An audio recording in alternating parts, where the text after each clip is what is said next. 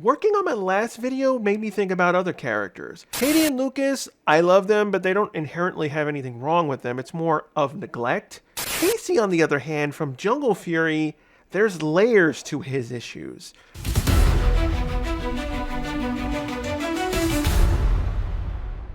I remember my thoughts on him seeing the pilot back in 2008, and I hated his character. Obnoxious, annoying, whiny, but the fault is not entirely on him. It was always going to be difficult to work with Gekiranger, Jan, the Red Ranger.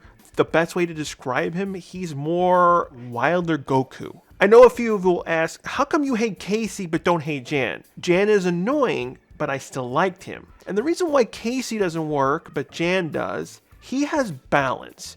There's two sides of Gekiranger's story. The goofball Jan, bothering everyone, living with pandas, figuring out how to use his powers quickly, but this is all pushed to the side when Rio faces off with him. The Sentai writers knew Jan would be annoying. To combat this, Rio, the main villain, is the opposite. He has a very sad past, so his want of power makes him do horrific things. This in return makes Jan serious when lives are at stake. This doesn't happen with Jarrod/Dai Shi. While they attempted to do the connection with Casey and Dai Shi, it was completely lost. All the good footage from Gekiranger was never used. And then you have this disconnect with Jarrod. I like the idea of a student got taken over being used as the host for the villain.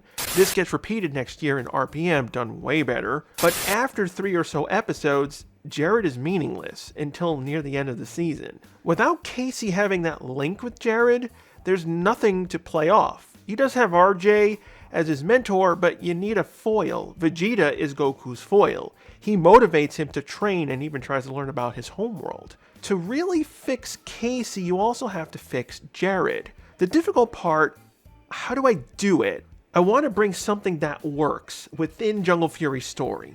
Jungle Fury also needs stakes. That was another major issue. Everyone remembers that dumb poison episode. For the most part, I'm going to keep Casey as is. What I need to solve is a way to make Casey grow past this whiny stage, faster than what the show did, and involve Jarrod. In the pilot, Jarrod and Casey meet for the first time. He's a new student, while Jarrod is the experienced user. He was insulted by Casey beating him, storming off, which allowed Dai Shi to take control of him. That's an okay start of an origin, but I want to add on to that. Casey has nothing to do with Jarrod after he meets with Master Mao. I want to show Casey as caring, so he runs after Jarrod. I want to establish Casey has other qualities besides whiny. He feels guilty for doing what he did. No one knows the forest they entered was a formal burial ground for warriors. Thousands of years have passed, so the information was lost. Casey and Jarrod need a connection, and I want Jarrod to still be a part of the season. After Casey finds Jarrod, they get into a huge argument. Casey's trying to apologize, Jarrod doesn't want to hear it, back and forth, till Jarrod fights Casey again. Casey doesn't want to do it, but this time around, he shows some confidence. I don't want this whole, he's just some new guy. I hated that part. He's joined the order of the club, but Casey doesn't understand what he did. This is the disconnect between Gekiranger and Jungle Fury. Jan has Cole's backstory, so he wouldn't understand the energy attacks. They transposed that onto Casey. I want some experience. Casey, this time, doesn't want to show weakness. This way, we establish he isn't just whiny. So while they fight, they damage some sort of seal, which releases Dai Shi. His spirit watches them. At the right moment, he invades Jarrod. Casey fights back with his animal spirit. This mixture of spirits between the three causes a huge flash. We don't know what happens. Casey wakes up on the floor and Jarrod's gone. The rest of the episode plays out as is with some minor differences. When the team first meets RJ, when they're talking about becoming Rangers, RJ feels something strange. He doesn't know what it is. Another difference will be when Casey morphs.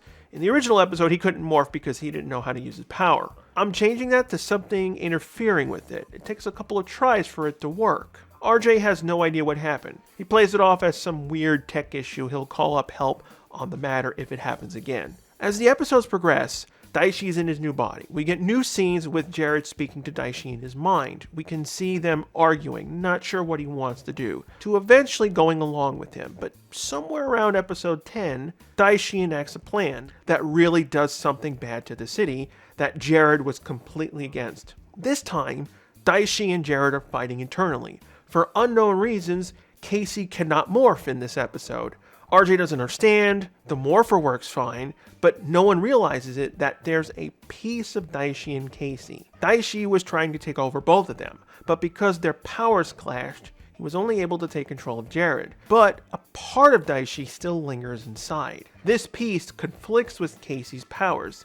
They figure it out when RJ enters Casey's mind. The only thing Casey can really do is try to keep it at bay. I'm doing this also to explain why Dai Shi needed those teachers to learn all those other abilities. All that stuff had to be kept from gekiranger, but it didn't make sense for someone like Dai Shi. Splitting him up, making him weaker, would help. This also gives one benefit, because of Jarrod deciding he didn't want to do this anymore, Dai Shi seals his spirit and slowly is trying to kill him off. But because of the link with Dai Shi and Casey, Jarrod figures out a way to communicate with him. This allows Jarrod to be a part of the story. In some episodes, it will be an advantage. He could relay information to Casey. But as we go along, Dai Shi's getting more powerful, eventually blocking it to the point where Casey becomes endangered. He could be taken control of. This is where the super mode comes into play. Casey needs to learn that new power in order to hold back Dai Shi. This would be a really good dramatic undertone when Casey fights Dai Shi in the super fight. In Gekiranger, there was a lot of personal things going on. Watch Casey in the pilot. He doesn't get anything to do. This story would fill that gap. It's his first attempt at trying to rescue him, which works within the Gekiranger footage. Of course, at this point, Casey does fail so that we can have a ticking clock to build up to the season finale, where they have to save Jarrod. I think in the process, we need a relationship to form with Camille, probably using Flit. Get an episode where Camille has to work with the Ranger, setting up her eventual turn. She's needed to help Jarrod out. I thought about using the love storyline with Melee and Rio. There would be very little time to set this up, and it would be crappy. Rio and Melee story was built up the whole season. There's no way to get that to work in, say, 5 episodes. It'd be better off if Camille would turn, initially not wanting to follow Dai Shi after the Spirit Ranger arc, for example. He basically betrayed her. Once Jarrod is rescued, they could use the long Gekiranger footage and do the final fight. The key problems with Casey: he's super annoying and very generic. The only reason why he got any time of day was because he's the Red Ranger. He would have been Ronnie if he was any other color. But I did start liking him near the end of the season, and I did like him in the Super Megaforce episode. It was the only Super Megaforce episode I liked. You could see the writers did have an arc for him, but either stuff was cut. After seeing Overdrive's footage, I believe that more, or they just didn't know what to do with him once they axed all the footage with Jan and Rio. So his growth took way too long. If they struck a better balance, I would have liked the season way better. All the side stuff was good, and usually side characters suck. I love Jungle Karma Pizza. It was something very unique. I wish they brought it back more often. Fran was great. The other Rangers were fine. Dominic could have been better. RJ is the gem of the season. If Casey and Jarrod were fleshed out better, and they weren't afraid of using more of the Gekiranger footage with an original story, I think Jungle Fury would have been a decent season. Of course, leave what you think about my rework down below, and if you have a suggestion or a topic you'd like me to cover, leave a comment and I may use it next time.